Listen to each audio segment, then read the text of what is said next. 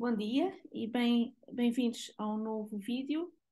Este é dedicado ao tema relativo à estimação intervalar. No vídeo anterior, nós vimos o que é que, em particular, o que é um estimador e um dos métodos, não é o único, mas é um dos métodos de gerar, digamos, estimadores, que é o método da máxima verosimilhança, que tem algumas propriedades que nós não focamos, mas uma delas é a propriedade da invariância. Neste capítulo vamos falar sobre intervalos de confiança, em que a ideia não é obter uma estimativa, um valor pontual, mas sim um intervalo.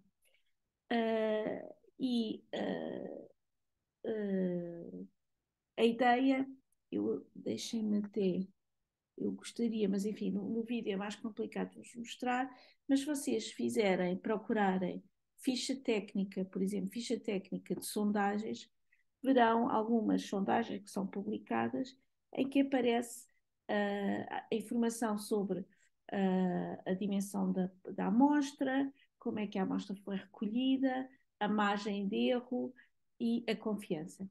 E é exatamente esta última parte da informação que nós vamos ver e que vai ser o produto deste capítulo relativo aos intervalos de confiança. Portanto, deixem-me só recordar que nós estamos sempre no contexto em que temos uma população cuja variável aleatória de interesse eu vou designar por x, que neste momento tem uma distribuição que eu designo por d, conhecida, qualquer, mas esta distribuição depende de um ou de vários parâmetros, θ, que são desconhecidos. Eu já vou assumir que é só um que é desconhecido. E, portanto, o meu objetivo é recolher um subconjunto desta população, que é a tal amostra aleatória, que eu espero que seja representativo da população, portanto, isto é a amostra, que é representativa da população. Sobre esta amostra, eu vou fazer o estudo, em particular a análise de dados, e depois, o que nós vimos no capítulo anterior, é que eu consigo, através desta amostra, ter quantidades que são estimativas, θ, que eu recordo que são funções, na verdade, estimativas ou estimadores, portanto, se estiver ainda numa fase pré-observação em que são variáveis aleatórias, estimativas já são valores, portanto, a ideia é que são função da amostra, não dependem do parâmetro,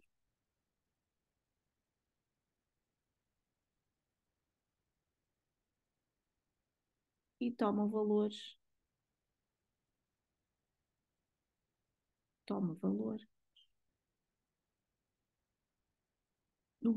no espaço paramétrico.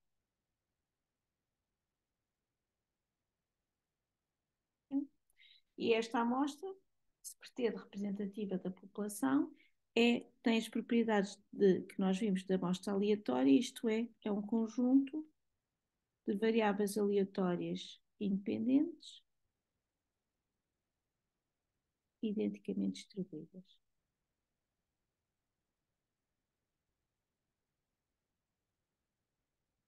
Ok. E esta informação que por vezes aparece exatamente nas fichas técnicas, dizendo qual é a dimensão. Muitas vezes o que fazem, enfim, isto é só um à parte, não faz parte da cadeira, mas vocês já ouviram, que são entrevistadas X mulheres e Y homens, com idades entre tanto e tanto, que é para, de certa forma, tentar mimificar em ponto mais pequenino o que se passa na população. Ok, portanto, isto é as condições exatamente que tínhamos no capítulo anterior sobre estimação pontual. Agora, a nossa ideia é, em vez disso, ter um intervalo. E deixem-me mostrar-vos um exemplo que nos vai, de certa forma, motivar para a forma como nós vamos deduzir estes intervalos. Suponham que têm uma variável aleatória com distribuição normal, valor esperado μ e variância 4, recolhem uma amostra de dimensão 100, para a qual A média, por exemplo, é 3 e a variância amostral é também 3, por exemplo. Assim, números simples. Ok. Portanto, reparem, o μ, o que é o μ? O μ é o valor esperado de x, isto é a média da população.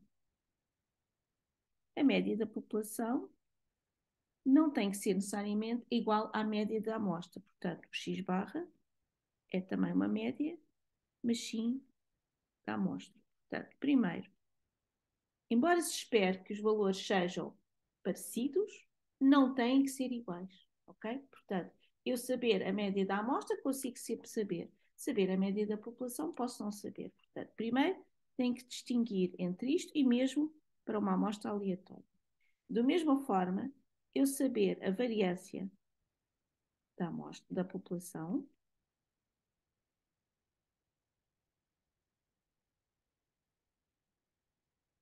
e eu saber a variância da amostra, quer para a amostra em particular, quer para uma amostra aleatória, novamente, saber a variância da amostra não significa que eu saiba a variância da população. Portanto, eu espero, tal como que haja alguma relação, mas não é uma relação causal, ok? Portanto, temos que ter para já em linha de conta que quando eu tenho uma variável aleatória com um ou outro parâmetro desconhecido, eu consigo sempre ter estimativas para esses parâmetros à custa da amostra, mas não quer dizer que seja a mesma coisa. Portanto, neste sentido, eu tenho aqui uma situação em que eu tenho uma variável aleatória com distribuição normal, o valor esperado é desconhecido e a variância é conhecida, embora eu conheça a média para uma amostra em particular. Ok? Bom, reparem que, de acordo com o que nós vimos em capítulos anteriores, se eu considerar a soma das 100 variáveis aleatórias que são correspondentes às 100 hipotéticas observações da amostra aleatória, nós vimos que, no capítulo 5, somas de variáveis aleatórias normais têm distribuição normal. E, portanto, eu tenho que isto tem o valor esperado é a soma dos valores esperados, ou seja, é 100 vezes 1000, e a variância, como elas são independentes, não se esqueçam que no contexto da amostra aleatória eu tenho um conjunto de observações independentes e identicamente distribuídas. Neste caso, a variância da soma é a soma das variâncias, portanto vai-me dar sigma, vai-me dar 400, porque eu estou a assumir que a variância é 4. Ok.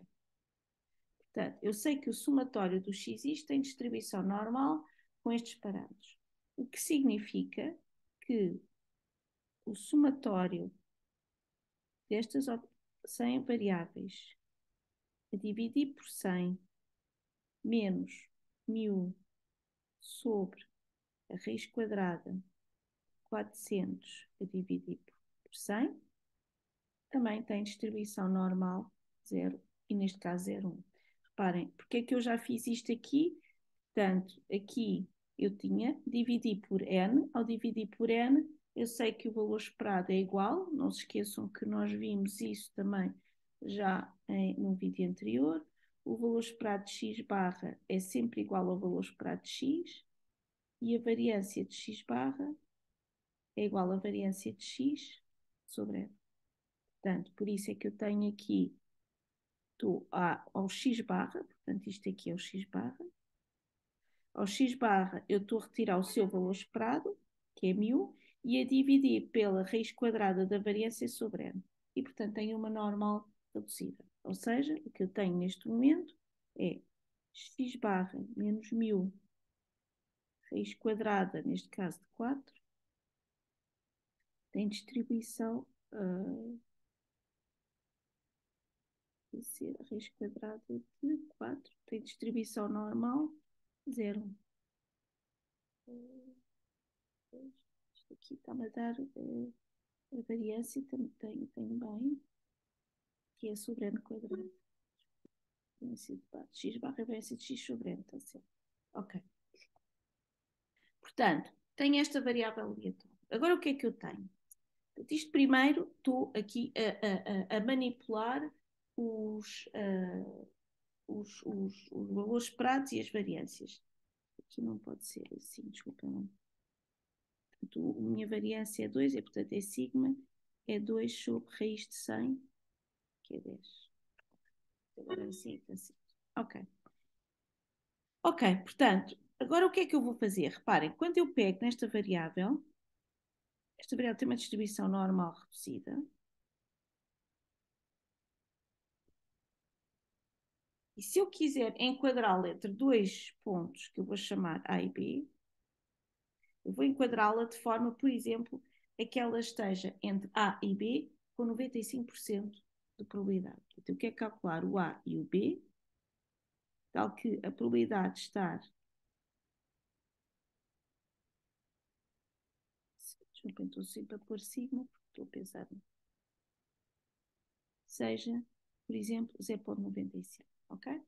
Bom, há uma infinidade de pontos A e B que satisfazem esta condição. Porquê? Porque se eu, por exemplo, puser o A igual a menos infinito, o B vai ter que ser o quantio de probabilidades é 0,25. Portanto, eu posso manipular o A e o B de tal forma que eu tenho uma infinidade de pontos A e B que satisfazem esta condição.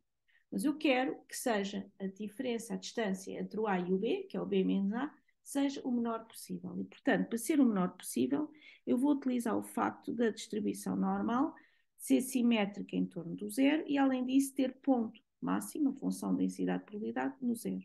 O que significa que a melhor escolha, no sentido que diminui a distância entre A e B, é ter os pontos simétricos. Portanto, eu vou pôr aqui menos B e aqui o B, ok? Portanto, o que eu quero é encontrar pontos B e menos B, tais que a área entre eles seja 0,95. E como a distribuição normal é simétrica, significa que os 5% da área que faltam estão igualmente repartidos por aqui, 0,025, e por aqui. Okay? Portanto, com isto, eu chego à conclusão que o B é o quantil de probabilidade 0,975, porque 0,975, porque os quantis é a área à esquerda, relativa à função densidade, integrando, é a área toda à esquerda do ponto B. E, portanto, a área toda à esquerda é 0,95 mais 0,025, ou seja, é 0,975. Portanto, eu teria que ir a uma tabela de quantista normal, vocês têm como no material aconselhado, e se vocês forem, se este ponto core é o ponto 1,96, o que significa que este é o seu sinal. Portanto, o que é que eu sei? Eu sei que x barra menos 1000 sigma sobre raiz de ano está entre menos 1,96 e 1,96 com probabilidade de 0,95. Portanto, agora o que é que eu faço? Eu olho para estas desigualdades que estão aqui e vou pôr o 1000 em evidência. Portanto, isto fica, vou passar outra vez as desigualdades.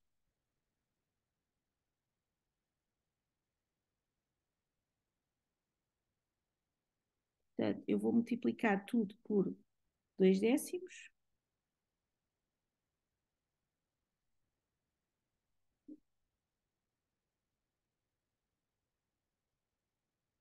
Vou passar o x barra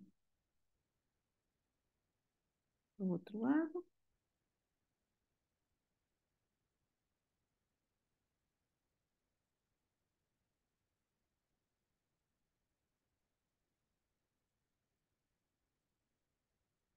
E vou multiplicar tudo por menos 1. E, portanto, isto troca os sinais e troca as desigualdades. Esta vai passar para aqui e vai passar com tudo positivo.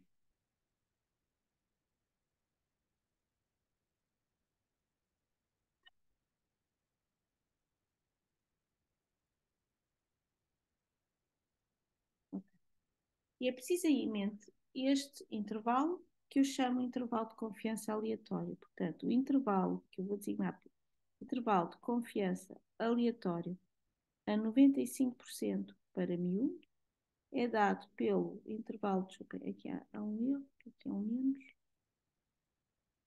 x barra menos 1,96 vezes 2 décimos, a x barra mais 1,96 vezes 2 décimos.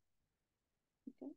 Ora, no caso concreto, eu tinha observado que a média desta amostra era 3, portanto, quando eu passo à fase pós-observação, deixo de ter o intervalo de confiança aleatório, mas passo a ter o intervalo de confiança a 95 de, fica 3 menos 1,96 vezes 2 décimos, a 3 mais 1,96 vezes 2 décimos.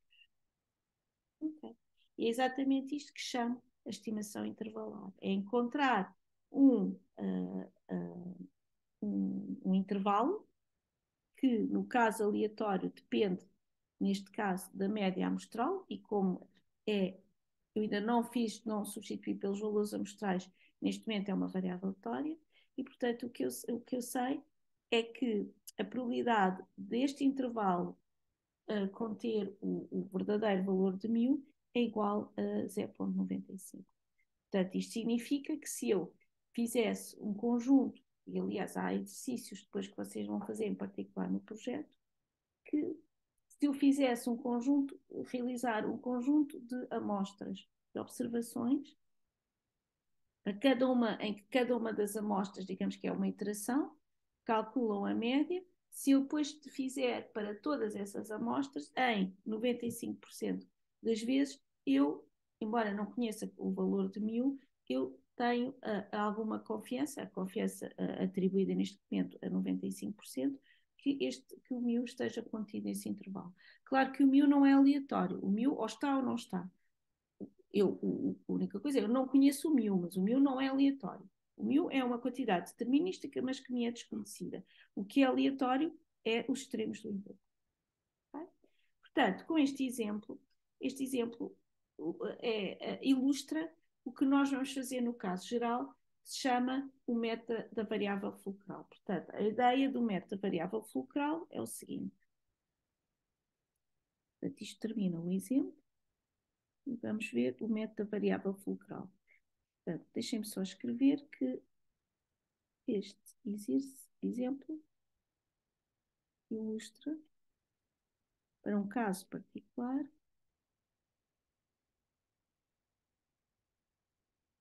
o método da variável fulcral.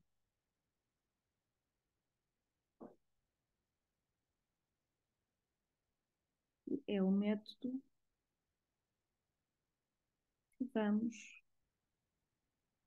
considerar para a determinação de intervalos de confiança.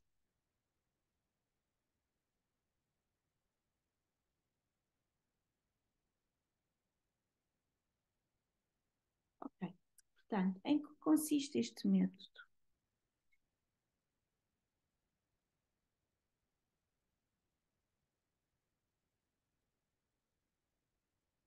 Ok.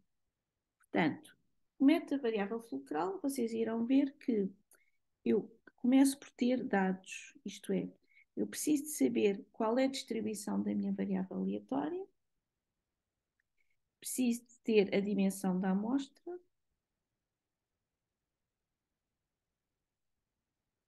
preciso saber quais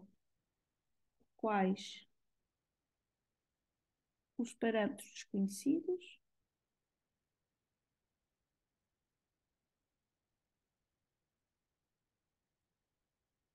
e preciso ter a confiança.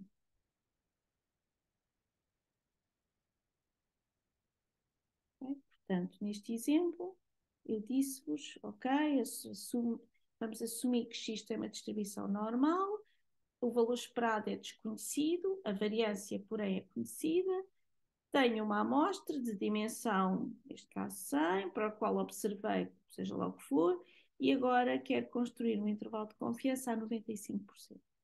95% podia ser outro valor. Portanto, isto são os dados que eu preciso ter. Portanto, o primeiro passo é identificar a variável fulcral.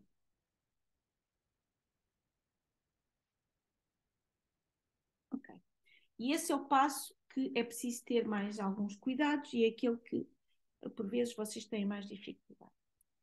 Neste preciso momento, nós só temos as seguintes, portanto, para identificar a variável focal, vocês têm que perceber em que situação é que estão.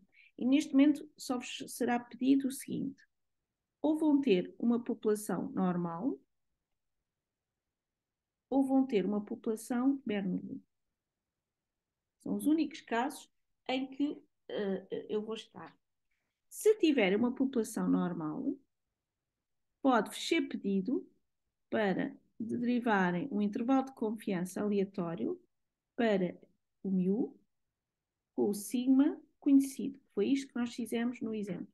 Portanto, eu quero derivar um intervalo de confiança para μ, ou seja, o μ é desconhecido, mas eu sei quanto é que é a variância da população. Pode ser também necessário derivar o intervalo de confiança para o valor esperado, mas com o sigma desconhecido. E pode-vos ser pedido um intervalo de confiança para o sigma com μ desconhecido. Portanto, estas são as 3 situações em que vocês podem encontrar, ok? No caso do X ter distribuição Bernoulli, podem-vos pedir um intervalo de confiança aleatório, com uma confiança aproximada, e já vamos ver porquê, para P. Portanto, estes são os 4 casos possíveis. Quando vocês, e reparem, é por isso que é necessário vocês no início perceberem quais são os vossos dados, saber qual é a distribuição da amostra, X, ou a dimensão da amostra é depois para algo posterior, mas significa que neste primeiro passo é importante vocês saberem a distribuição de X e quais os parâmetros desconhecidos. Portanto, esta informação vai entrar para o passo 1. Ok? Bom, então, vamos ver o que é que fazemos com essa informação. A variável fulcral, por exemplo, neste caso, neste exemplo, era esta, era o x barra menos μ, sigma sobre raiz de n. O que é uma variável fulcral? Vamos pôr a definição de variável fulcral e depois já vamos ver qual é, para cada um destes casos, a variável fulcral. Portanto, uma variável aleatória fulcral é uma variável aleatória que depende da amostra e do parâmetro para o qual se pretende construir o intervalo de confiança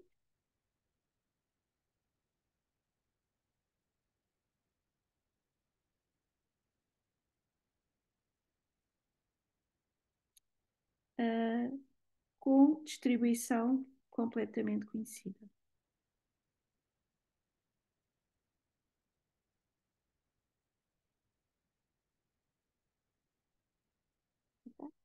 Que é o caso, reparem, neste exemplo, a minha variável fulcral era x barra menos μ, sigma sobre raiz de n, em que o sigma era 2, portanto, depende da amostra e depende do parâmetro que é desconhecido, e a sua distribuição é conhecida. Aqui eu não tenho nenhum parâmetro desconhecido. Okay? Portanto, isto é a definição de variável fulcral. Para estas 4 situações que vocês têm aqui, já posso ir. Deem-me só um segundo, vamos ao formulário, que é para vos mostrar. Isto está no formulário. Ok. Portanto, eu vou copiar as variáveis fulcrais, estão aqui, é estas 3 e esta aqui. Esta aqui não é, mas eu não sei se consigo copiar. Eu vou copiar este quadro e depois vou importar uma coisa que não é para este capítulo ainda, mas eu corto depois.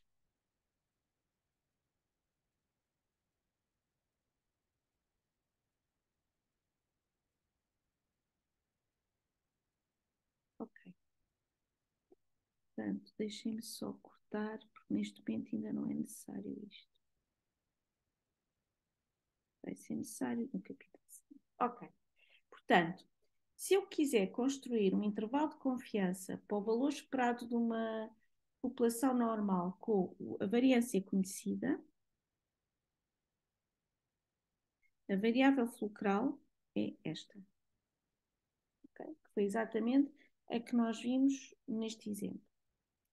Se, pelo contrário, eu continuar interessada no intervalo de confiança para 1000 com sigma desconhecido, nesse caso, reparem que se o sigma for desconhecido, tenho aqui duas incógnitas. Tenho o 1000 que não conheço e o sigma. Portanto, eu não consigo depois pôr o 1000 em evidência. Ok? Portanto, não pode ser esta a minha variável fulcral. Na verdade, vai ser esta, que tem uma distribuição que nós já vamos falar, não é uma distribuição normal, é uma distribuição T. Ok, portanto, isto é para a situação 2, isto é, intervalo de confiança para o valor esperado com o sigma desconhecido. E, ainda no contexto da normal, se eu quiser um intervalo de confiança para sigma com 1000 desconhecido, a variável fulcral é esta. Em que esta distribuição, novamente também nós já vamos ver, designa-se por um Q quadrado. Portanto, esta é uma distribuição T de student com n-1 graus de liberdade. Esta é uma distribuição do Q quadrado com n-1 graus de liberdade. Por último, se a minha variável tiver distribuição de Bernoulli, então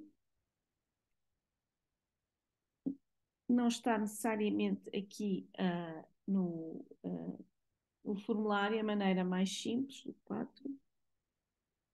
A variável fulcral que vocês irão utilizar é x barra menos p, raiz quadrada de x barra 1 menos x barra sobre n, tem distribuição aproximadamente normal zero. Ok. Portanto, este é o primeiro passo, é o passo relativo à identificação da variável fulcral, em que vocês, com base num subconjunto dos dados, e a informação apenas que precisam é qual é a distribuição da variável aleatória, quais são os parâmetros desconhecidos e para que parâmetro é que eu quero fazer o intervalo de confiança. Reparem que eu aqui, quer aqui, tenho distribuição normal com ambos os parâmetros desconhecidos. Mas, enquanto que neste intervalo eu estou interessada em estimar o valor esperado, neste eu estou interessada em estimar o desvio padrão ou a variância. Portanto, a situação é idêntica, mas o meu objetivo é distinto. Ok? Pronto. Portanto, este é o primeiro passo. O segundo passo, que foi ilustrado aqui, portanto, isto aqui, digamos que é como se fosse passo 1. Agora, neste do método máxima, do método da variável focal. O segundo passo foi identificar os pontos para os quais a área entre eles era igual à confiança. Portanto, para o segundo passo,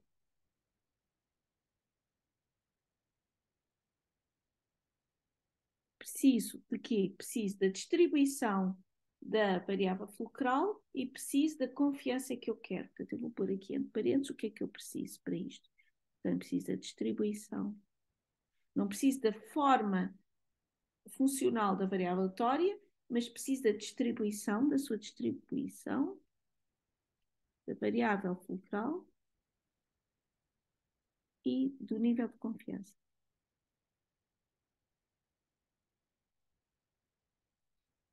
E deixem-me só, na verdade, deixem-me só dar um nome a este passo. Mas já vamos ver qual é o nome. Então, só preciso desta informação. E agora a ideia é pegar na função, na forma da... E por isso eu vou precisar aqui, portanto, para o caso I, a minha variável fulcral tem distribuição normal 0,1, não é? Ok, então se tem distribuição normal 0,1, os meus quantis vão ser sempre simétricos e, portanto, o B vai ser sempre o quantil de probabilidade 1 menos alfa sobre 2, em que o nível de confiança é este nível que eu chamo 1 menos alfa. Portanto, 1 menos alfa é o nível de confiança. Ou seja, isto significa que eu quero que entre estes pontos menos B e B, esta área seja 1 menos alfa. Que há bocadinho era 95%, portanto, há pouco o alfa era 5%. O que significa que aqui está alfa sobre 2, esta área, e esta área aqui é o alfa sobre 2. Portanto, o ponto B é o quantil de probabilidade, isto tudo, 1 menos alfa, mais alfa sobre 2. No caso da minha variável fulcral ter distribuição T, student, a T de student tem um gráfico muito parecido com a normal.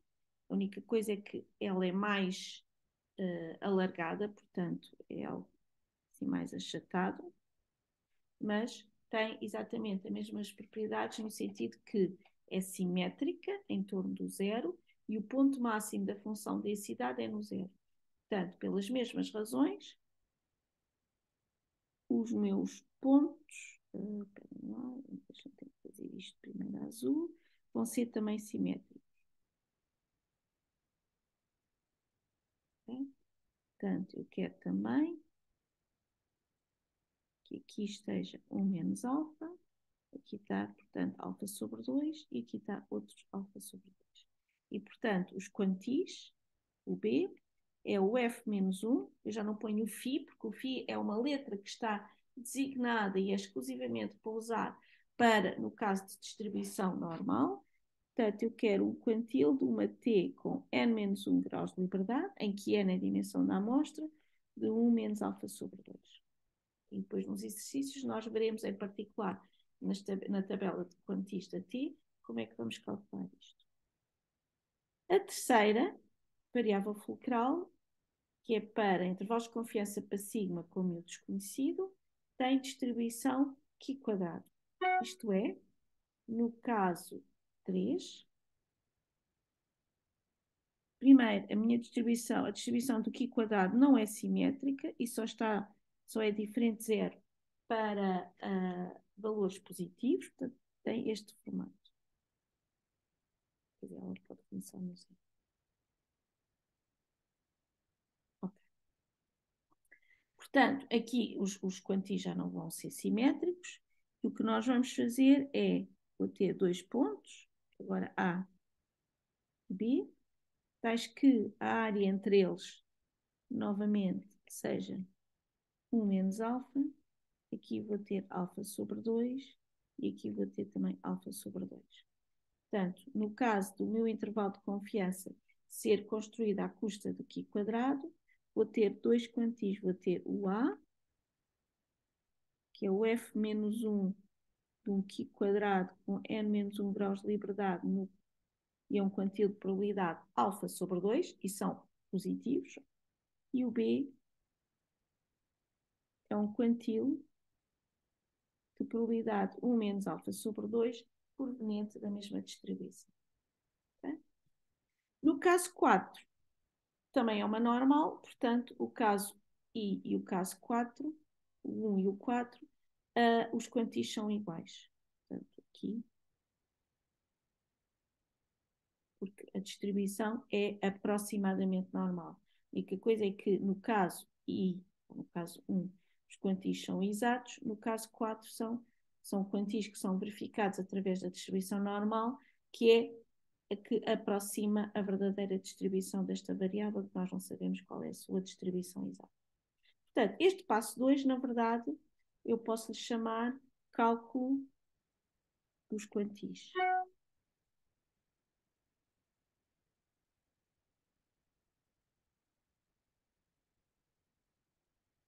Okay. Portanto, em relação ao exemplo, neste momento, eu identifiquei o correspondente a estes pontos aqui. E o que é que fui fazer a seguir? A seguir fui enquadrar a variável fulcral pelos quantis e foi por trabalhar as desigualdades de forma a pôr em evidência o parâmetro para o qual eu queria calcular o intervalo de confiança. E é exatamente isso que nós vamos fazer no terceiro e último passo deste método. Portanto, no passo 3, E para o passo 3, o que é que eu vou precisar? Já vamos ver qual é o nome que vamos dar ao passo 3. Vamos precisar dos quantis,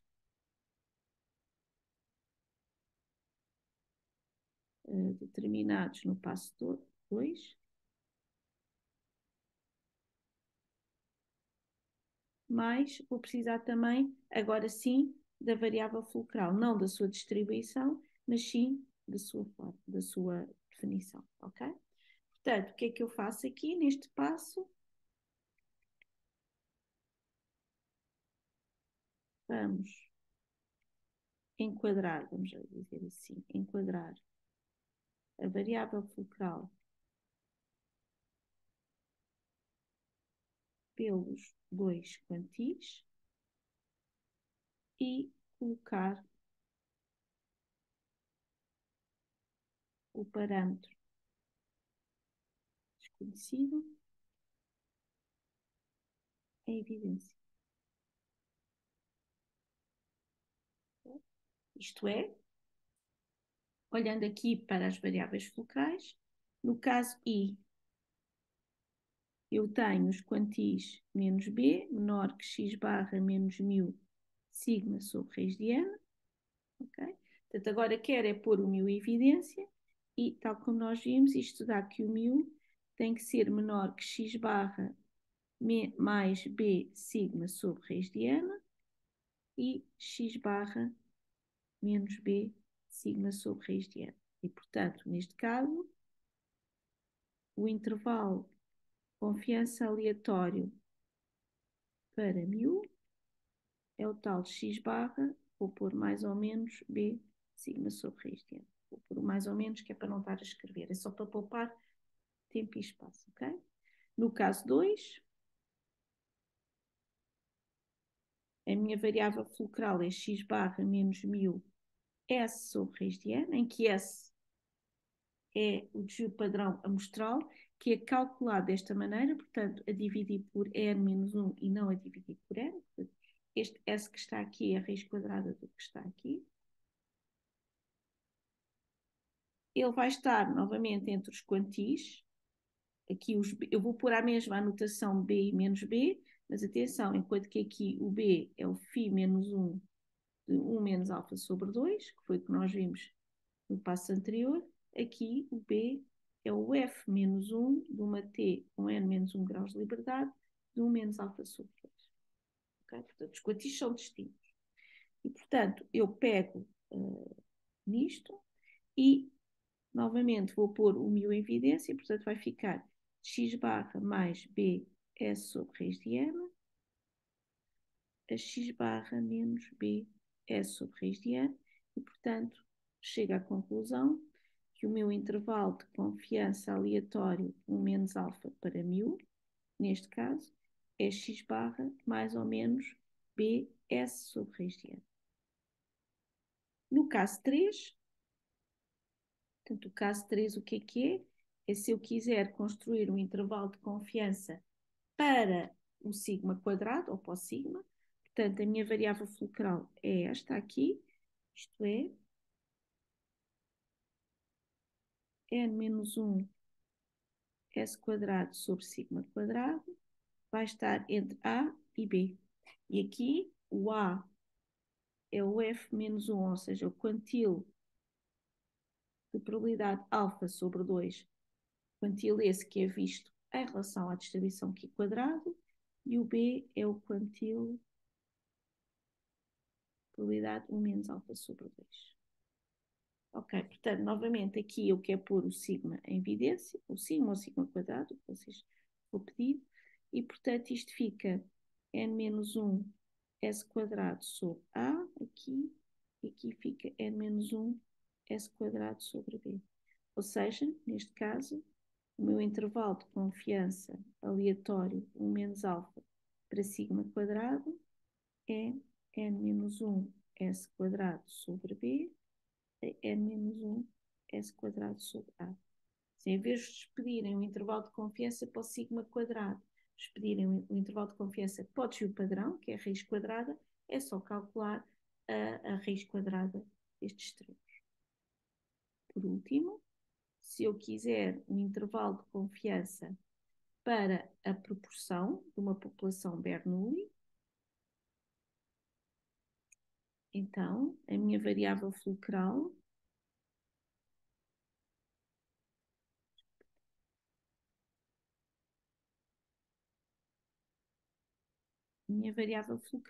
é x barra menos p, raiz quadrada de x barra 1 menos x barra sobre n, que vai estar entre menos b e b, em que aqui o b é aproximadamente o φ menos 1 e 1 menos alfa sobre 10. E, portanto, o que eu quero é pôr o p em evidência, e, portanto, fica, tem que ser menor que x barra mais b, raiz quadrada de x barra 1 menos x barra sobre n, e é maior que x barra menos b, raiz quadrada de x barra 1 menos x barra sobre n. E, portanto, eu chego à conclusão que o meu intervalo de confiança aleatório 1 menos alfa para p é aproximadamente, que eu estou a utilizar uma distribuição aproximada, x barra mais ou menos b, raiz quadrada de x barra 1 menos x barra sobre n. E, portanto, tem aqui os 4 intervalos de confiança que nós podemos ter em qualquer situação. Portanto, iremos ver depois no vídeo relativo às aulas práticas, aos exercícios, como é que nós utilizamos cada um destes conceitos. Só para acabar, porque eu acho que eu própria hesitei, e é capaz de ser melhor eu voltar atrás, só aqui, para vos relembrar como é que eu passei para esta normal reduzida. Portanto, digamos que é um parênteses. Isto ficar bem esclarecido. Portanto, vou pôr aqui uma nota. Okay, portanto, vamos primeiro ver, relembrar aqui e fazer as contas. Aqui é, desculpa lá, não é com N, é um bocadinho era com 100, vamos pôr com N. Aqui é igual ao valor esperado da soma. O valor esperado da soma é igual ao somatório dos valores esperados. Elas são todas, têm todos o mesmo valor esperado, portanto fica N vezes 1000. Ou seja, se eu em vez de querer o valor esperado da soma, quiser o valor esperado 1 sobre N, somatório desde igual a 1 até N do xis, isto fica N1000 sobre N, que é igual a 1000. Portanto, o valor esperado de x barra é igual ao valor esperado de x, que é igual a 1000. Se eu quiser a variância de 1 sobre N, somatório desde igual a 1 até N do xis, o 1 sobre N sai para fora ao quadrado, que é uma constante multiplicativa. E agora, a variância da soma não é necessariamente a soma das variâncias, mas como elas são independentes, posso fazer isso.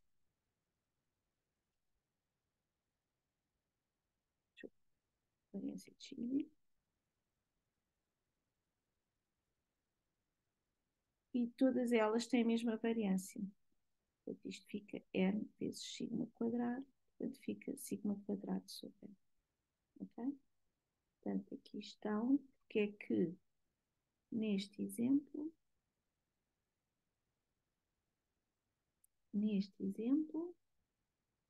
nós chegamos à conclusão que o valor esperado de x barra é igual ao valor esperado de x, que é 1000, e a variância de x barra é igual à variância de x. Pois aqui tinha a variância de x, que a variância de x não era... ok, sobre n. A variância de x, aqui era isso. É por isso que isto me estava a dar mal. A variância de x sobre n. Okay. Aqui a dar... Ou então, exato, isto está certo. Eu tinha posto um 400 e é um 4. E era por isso que isto não me estava a bater certo.